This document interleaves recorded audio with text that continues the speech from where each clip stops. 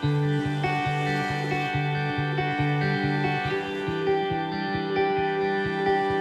a long time now, there's been a lot of people who are really committed to nature conservation. They're on side, if you like, but what we've realized over a number of years is that actually nature is valuable to everyone. And what we're trying to do is actually just win more people over to realizing the importance of nature for their own lives, for their livelihoods, for their food, for their protection. If we could show people the value of coral reefs in generating fish, or of mangrove forests in breaking waves as they come into the shore and preventing flooding. If we could show people those values accurately quantified, we would win more people over to caring for and looking after nature.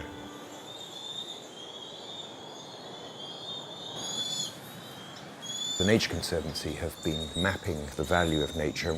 The best example of how innovative we've been was coral reef tourism mapping. We split the value of coral reefs into two. The first is what we call the on-reef tourism values. That's where people go to be on the reef to do something, whether it's a glass-bottomed boat or a snorkeling trip or a dive trip.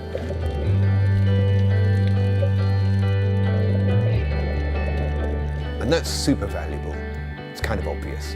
But the piece that's less obvious is the reef-adjacent value. It's the value of being near a reef without maybe ever going to that reef. People lie on beaches that are made by the reef.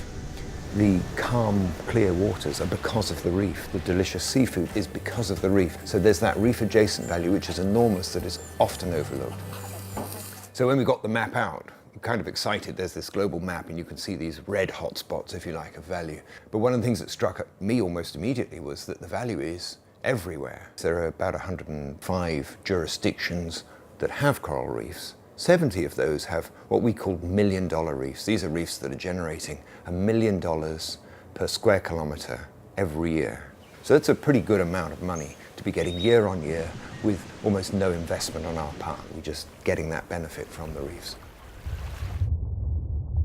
Million-dollar reefs are found in Kenya, in the Seychelles, in the Maldives, but even actually some of the relatively small island nations which have a big dive industry.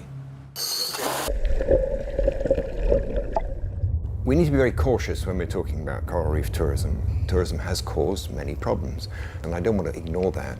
But tourism can also be a huge opportunity.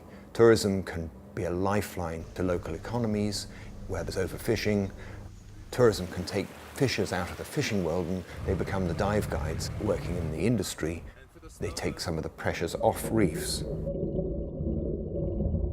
Another positive effect of tourism has come when the hotels or the industry or the dive operators have become aware of this immense value offshore and have started to pressure for change. So we've got wonderful stories of often smaller hotels who have taken control. Misul in Indonesia is a nice example. And so we're seeing new marine protected areas being led by the industry. The reason we want to tell all of this is to get more engagement, more concern by the industry, by the governments that have some control over the industry, to almost to wake up, to say, this is a resource, this is the goose that lays the golden eggs, let's not kill it, let's look after it. For the long term, let's do whatever we can to make sure these reefs keep generating the income that so many people depend on.